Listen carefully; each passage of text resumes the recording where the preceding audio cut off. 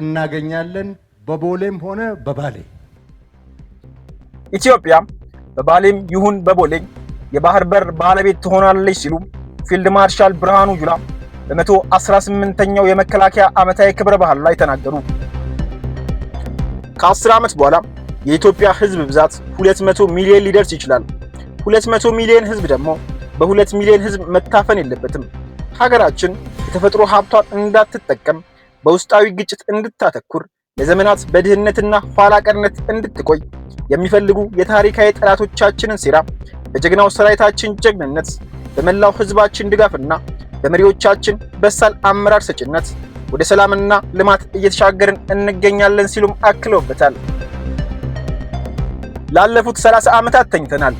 አሁን ግን ላንተኛ እንደ ሀገር ነቅተናል። የሀገራችን የህልውና ጥያቄ የሆነውን የሰላም የልማትና የባህር በር ተጠቃሚነት እናሳካዋለን ሲሉም ፊልድ ማርሻል ብርሃኑ ጁላ አክለውበታል።